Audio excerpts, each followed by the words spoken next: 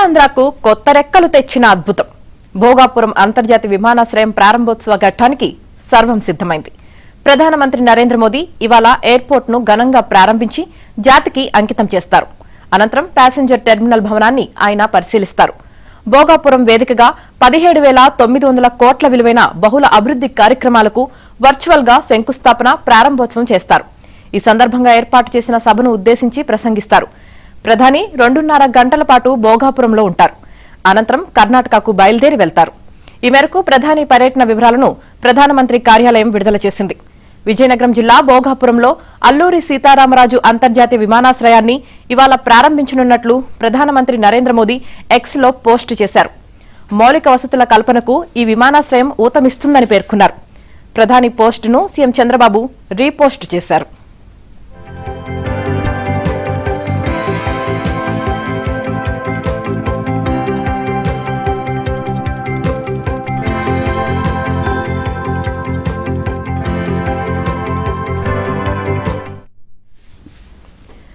ప్రధాని మోదీ ఉదయం ఢిల్లీ నుంచి ప్రత్యేక విమానంలో భోగాపురం ఎయిర్పోర్టులో దిగుతారు. గవర్నర్ అబ్దుల్ నజీర్, సీఎం చంద్రబాబుతో పాటు కేంద్ర మంత్రులు, రాష్ట మంత్రులు స్వాగతం పలుకుతారు. అనంతరం ఓపెన్ టాప్ జీప్ లో మోదీ టెర్మినల్ కు చేరుకుంటారు.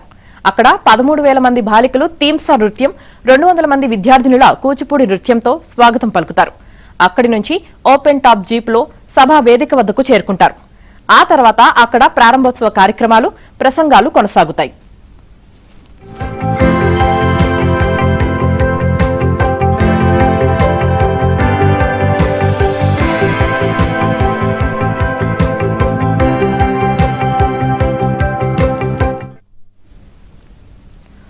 భోగాపురంలో అల్లూరి సీతారామరాజు అంతర్జాతీయ విమానాశ్రయాన్ని ప్రభుత్వ, ప్రైవేటు భాగస్వామ్యంతో 5,640 కోట్ల వ్యయంతో గ్రీన్ఫీల్డ్ విమానాశ్రయంగా అభివృద్ది చేశారు.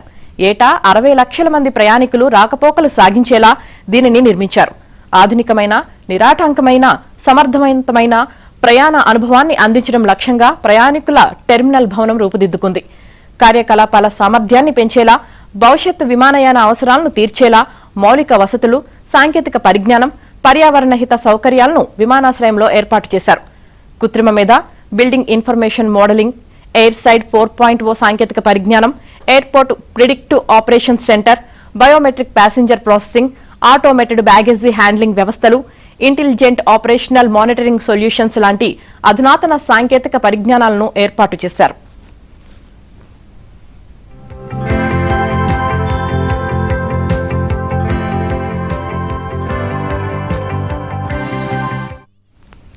ఏపీ సాంస్కృతిక వారసత్వాన్ని స్ఫూర్తిగా తీసుకుని ఈ విమానాశ్రయాన్ని తీర్చిదిద్దారు. టెర్మినల్ పైకప్పు సంప్రదాయ కాటేజీలను, అరకులోయ ప్రకృతి దృశ్యాలను ప్రతిబింబిస్తుంది. అలాగే ఎగిరే చేప కదలికలను గుర్తు చేసేలా ప్రాంతీయ నిర్మాణ శైలి, ఆధునిక విమానాశ్రయ డిజైన్ మేళవింపుగా దీన్ని తీర్చిదిద్దారు. ఏపీలో పర్యాటకం, వాణిజ్యం, పెట్టుబడులు, ఉపాధి కల్పనకు ఈ విమానాశ్రయం గణనీయమైన రీతిలో ప్రోత్సాహమిస్తుందని, ఈ ప్రాంతంతో విమానయాన అనుసంధానాన్ని బలోపేతం చేస్తుందని భావిస్తున్నారు. భోగాపురం విమానాశ్రయంలో అనేక పర్యావరణ హిత సౌకర్యాలను ఏర్పాటు చేశారు. వీటిలో తక్కువ విద్యుత్ను ఉపయోగించే హీటింగ్, వెంటిలేషన్, ఎయిర్ కండిషనింగ్ వ్యవస్థలు, విద్యుత్ను ఆదా చేసే లైటింగ్, 5 మెగావాట్ల సోలార్ విద్యుత్ కేంద్రం, వర్షపు నీటి నిల్వ వ్యవస్థ, స్మార్ట్ బిల్డింగ్ నిర్వహణ వ్యవస్థలు, వ్యర్థాల నిర్వహణ కార్యక్రమాలు, విద్యుత్ వాహన ఛార్జింగ్ వసతులు, పర్యావరణ పర్యవేక్షణకు చర్యలు ఉన్నాయి. హరిత భవన ప్రయాణాలకు అనుగుణంగా టెర్మినల్ను నిర్మించారు. దీన్ని యుఎస్ గ్రీన్ బిల్డింగ్ కౌన్సిల్లో నమోదు చేశారు.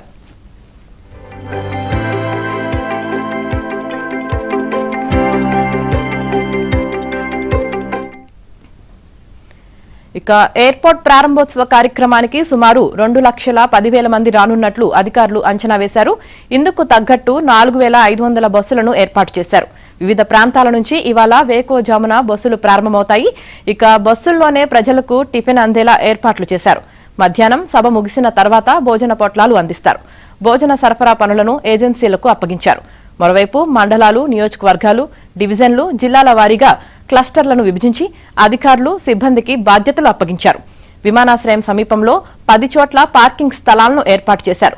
డీజీపీ హరీష్ కుమార్ గుప్తా నేతృత్వంలో ఉత్తరాంధ్రకు చెందిన ఎస్పీలు, డీఐజీ స్థాయి అధికారులు బందోబస్తును పర్యవేక్షిస్తున్నారు.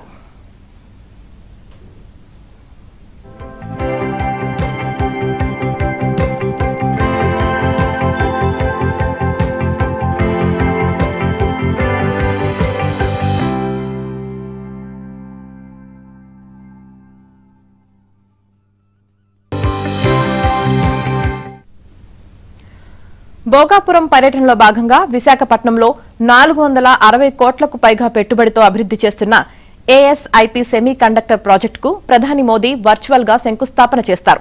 దీనిని కొరియా రిపబ్లిక్ కు చెందిన ఏపీఏసీటీ భాగస్వామ్యంతో ఏఎస్ఐపి టెక్నాలజీస్ ప్రైవేట్ లిమిటెడ్ అభివృద్ది చేస్తోంది. ఇది ఆంధ్రప్రదేశ్లో తొలి సెమీ కండక్టర్ తయారీ కేంద్రం. దీనికి ఇండియా సెమీ కండక్టర్ మిషన్ పరిధిలో ఆమోదం లభించింది. ఈ ప్లాంట్ ఏటా సుమారు 96 మిలియన్ల సెమీ కండక్టర్ చిప్లను తయారు చేయడంతో పాటు అధిక నైపుణ్యం కలిగిన ఉద్యోగ అవకాశాలను కల్పిస్తుంది.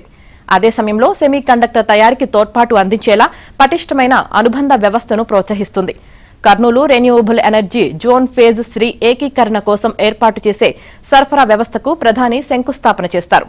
దీనిని స్పెషల్ పర్పస్ వెహికల్ ద్వారా 5,550 కోట్ల పెట్టుబడితో పవర్ గ్రిడ్ అమలు చేస్తోంది.